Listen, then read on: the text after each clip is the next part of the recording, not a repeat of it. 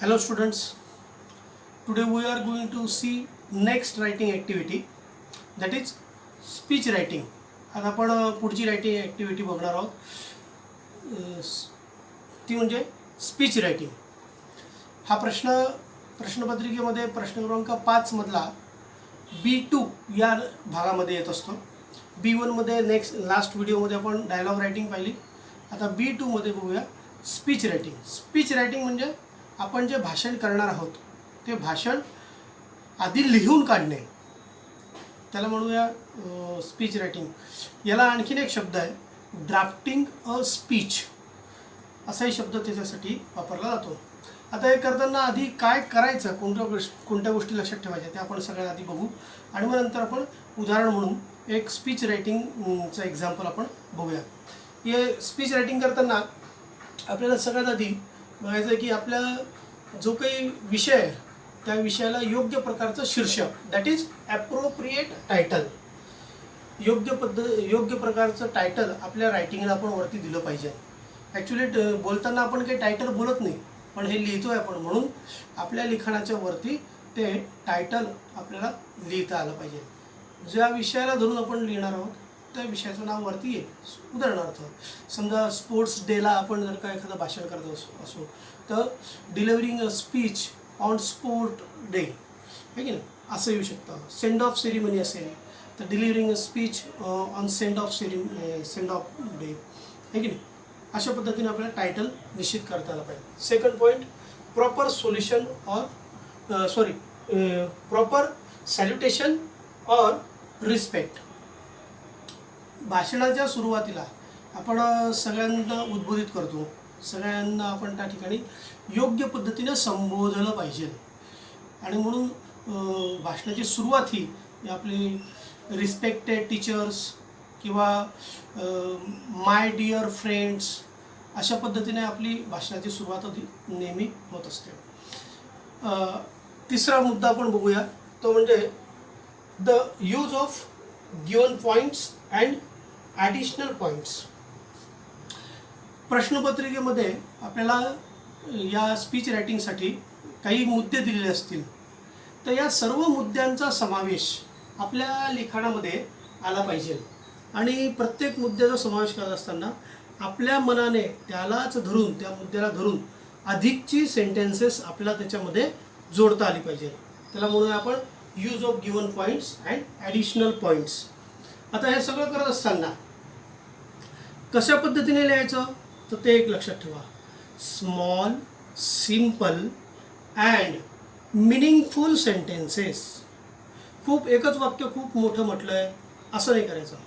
छोटी छोटी वाक्य लिहायची की जी वाचायलाही सोपी जातात, आणि आपल्याला भाषण करतानाही छोटी वाक्यच केली पाहिजे. म्हणजे एखाद्या भाषणामध्ये एखाद्या वाक्याला सुरुवात केली आणि एक 4-5 ओळीनंतर ते वाक्य पूर्ण झालं तर त्या वाक्याची सुरुवात काय होते हे ऑडियन्स म्हणजे श्रोता विसरून जातो, त्याला ती लिंक लागत नाही. आणि म्हणून तसंच आपलं लिखाणसुद्धा असलं पाहिजे की ज्याच्यामध्ये छोटी छोटी वाक्य आहे, मोठी वाक्य नाही आहेत, आणि श्रोत्यांना समजेल अशा पद्धतीने आपलं बोलणं असलं पाहिजे.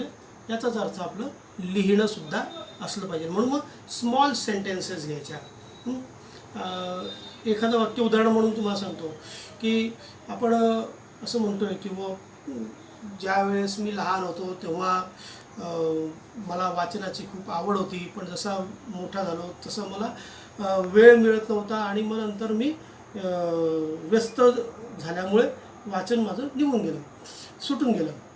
तर हे एवढं एकच वाक्य मी आत्ता म्हटलं आहे, पण याच वाक्याचे आपण छोटे छोटे भाग करू शकतो. I was fond of reading in my childhood days. माझ्या बालपणी मला वाचनाचा छंद होता.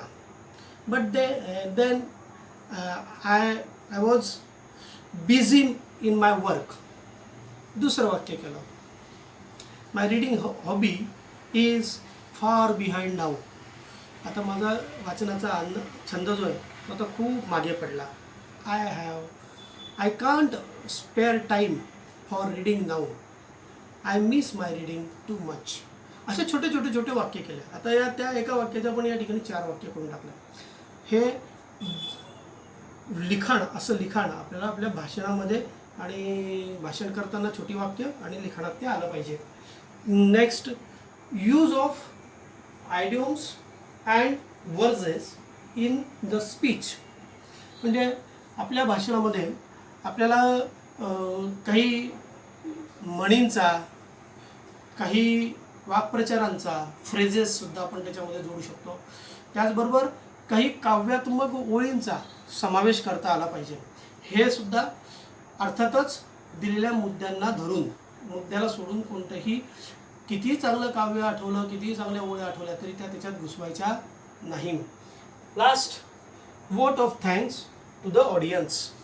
आपल्या भाषणाच्या शेवटी आपण जे श्रोते आहेत त्या श्रोत्यांना आपण धन्यवाद व्यक्त केला पाहिजे. आणि म्हणून मग तो धन्यवाद व्यक्त करण्याचं सुद्धा लिखाण आपल्या स्पीच रायटिंगमध्ये आलं पाहिजे. अशा पद्धतीने आपल्याला हे सगळं स्पीच रायटिंग करायचं आहे. उदाहरण म्हणून आपण आत्ता एक स्पीच रायटिंग बघणार आहोत. ते आत्ता त्याचा संदर्भातला प्रश्न आत्ता तुमच्या स्क्रीनवरती समोर आहे, पहा. Prepare a speech to be given by you on the occasion of the send off given to your class just before the board's examination. You may use the following points. या ठिकाणी आपल्याला भाषण करायचं आहे.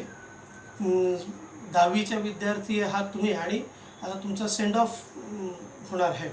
तुम्हाला सदिच्छा प्रदान कार्यक्रम असणार तुमचा आणि त्यावेळेस तुम्ही जे भाषण करणार आहे ते या ठिकाणी आपल्याला लिहायचं आहे. त्याच्यासाठी काही मुद्दे दिले, ते मुद्दे बघूया. Mixed feelings of happiness and sorrow reasons. Second point, cannot believe that school career has come to an end. Third point, thank various persons, the headmaster, teachers, friends, etc. Their contribution to your life and personality. Next point, lessons you have learned. And last point, memories. आता यामध्ये आपण लक्षात ठेवायचं की प्रश्नपत्रिकेमध्ये आपल्याला हे जे मुद्दे दिले असतील, हे मुद्दे 5-6 मुद्दे राहतील. आपल्याला 5-6 मुद्द्यांना योग्य पद्धतीने आपण स्पष्ट केलं की याच्यावरती आपल्याला 2 मार्क आपले निश्चित होत असतात या सगळ्या मुद्द्यांच्या आधारावरती.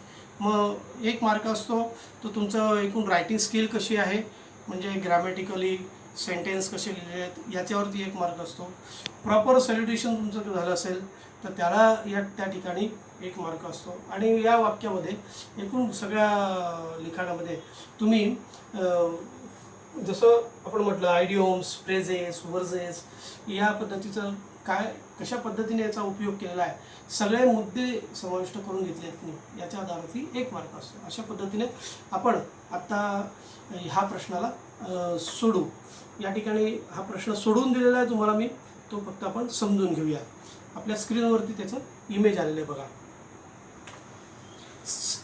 Title, the send off to SSC students. Respected headmaster, beloved teachers and my dear friends. बघा आपण इथे सुरुवातीला म्हटलं होतं ॲप्रोप्रिएट टायटल, त्यानुसार या स्पीच रायटिंगला वरती टायटल आलं आहे the send off to SSC students. आणि नंतर proper salutation or respect to the audience, श्रोत्यांना योग्य पद्धतीचं सॅल्युटेशन, ते पण या ओळीमध्ये आलं पहा. Respected headmaster, beloved teachers, my dear friends. म्हणजे जे ऐकणार आहे ते सगळे जण याच्यामध्ये कव्हर झाले, असं कव्हर आपल्याला करता आलं पाहिजे. Next paragraph, as they say parting is such sweet sorrow, that is what we feel today. We are happy that our journey through school is over and that God willing we shall soon be in college. बघा आता हे 2-3 वाक्य बघा. ही वाक्य छोटी छोटी आहेत. सुरुवातीची वाक्य तर बघा त्याच्यामध्ये एक काव्यात्मक ओळ पण टाकले त्यांनी, म्हणजे parting is such sweet sorrow, म्हणजे वेगळं होणं याच्यातही एक आनंददायी दुःख, स्वीट सॉरो असं एक वेगळेपणा आपल्या या लिखाणामध्ये याच्यामुळे येऊन जातो. नंतरची वाक्य बघा कशी छोटी छोटी आहे. That is what we feel today. तसंच आज आम्हाला वाटतं आहे. We are happy that our journey through school is over. इथे वाक्य संपलं ॲक्च्युली, पण दुसरं वाक्य त्याला अँडने जोडून टाकलेलं आहे, कंपाऊंड सेंटेन्स केलेलं आहे. या ठिकाणी आमचा 10वीचा प्रवास, हा शाळेचा प्रवास हा संपतो आहे. अँड दॅट, आणि असं आहे की गॉड विलिंग, देवाचीच इच्छा आहे. हे सुद्धा बघा, गॉड विलिंग हा शब्द त्याच्यात आलेला. We shall soon be in college. आम्ही लवकरच कॉलेजमध्ये जावं असं देवालाच वाटतं.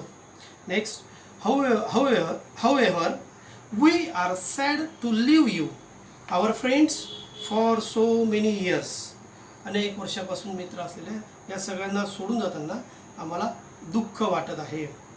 मोर than that our hearts are full of emotions to part with our beloved teachers. We cannot believe that we will no more be a part of this sacred school building. या ठिकाणी पाहता शाळेबद्दल सांगायला लागलेत. त्या मुद्द्यांमध्ये आलेलं आहे बघा, की can not believe that school career has come to an end, आणि थँक्स व्हेरियस पर्सन, तो सुद्धा मुद्दा या ठिकाणी थोडा येऊन जातो. No more will we attend that we will no more be a part of this sacred school building. Sorry, no more we will attend assembly in the school hall. No more will we play kabaddi और kho kho on our school ground. या ठिकाणी शाळेतून आम्ही काय काय सोडून चाललो आहोत आणि त्याच्याबद्दलचं कसं दुःख वाटतं आहे हे एक्सप्रेस केलेलं आहे. However, despite our sadness, on behalf of my colleagues, I would like to thank each and every one of you. सगळ्यांबद्दल ग्रॅटिट्यूड, सगळ्यांचे आभार मानण्याच्या संदर्भातलं वाक्य बघा या ठिकाणी. Especially thank our headmaster who has been so patient, so considerate, so forgiving. I have no words to thank all our beloved teachers who guided us through difficult times, who encouraged us when we failed, who helped us develop our personalities, who comforted us when we faced bad times.